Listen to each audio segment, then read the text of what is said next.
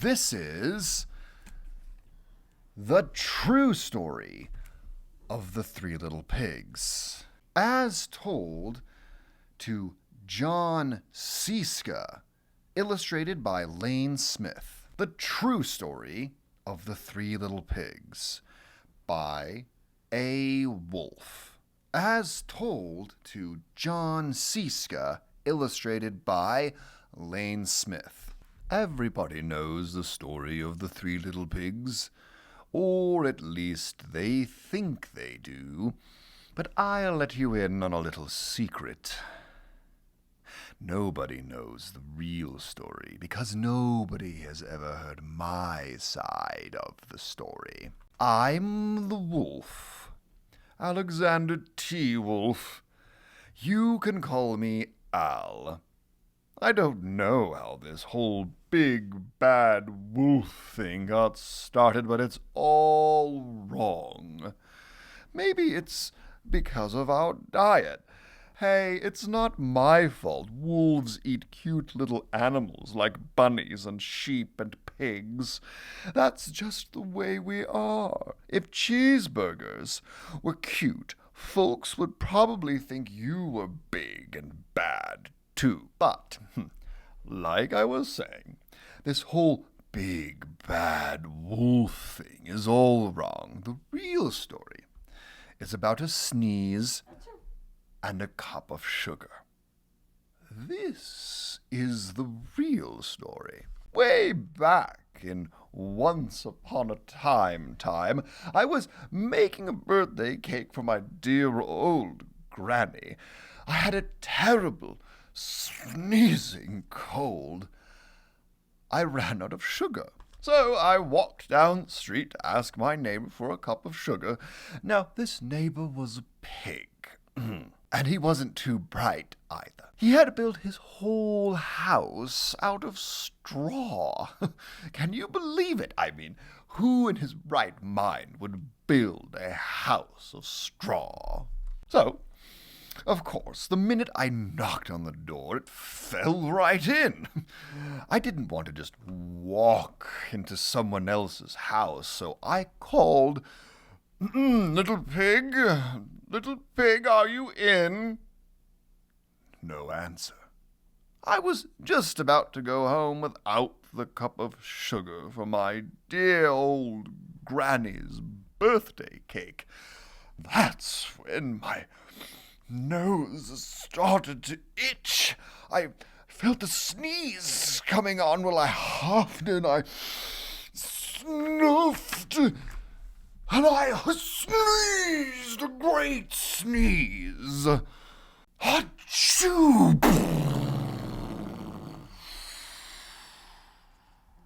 And you know what?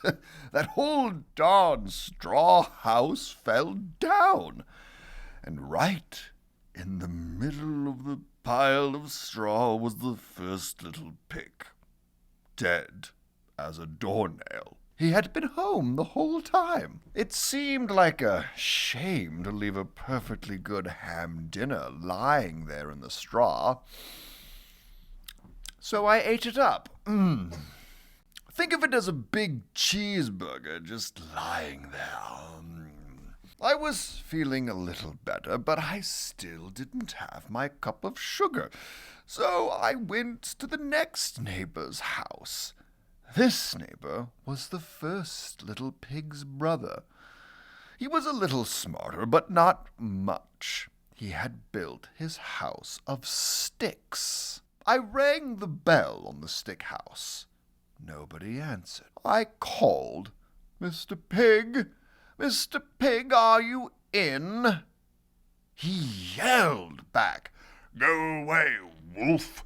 You can't come in. I'm shaving the hairs on my chinny chin. I had just grabbed the doorknob when I felt another sneeze coming on. I huffed and I snuffed and I tried to cover my mouth, but I sneezed a great sneeze.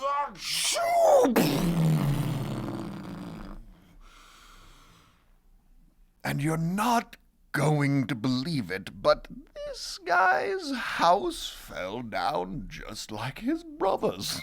When the dust cleared, there was the second little pig, dead as a doornail.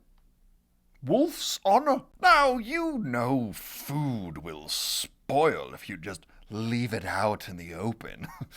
So I did the only thing there was to do. I had dinner again. Think of it as a second helping.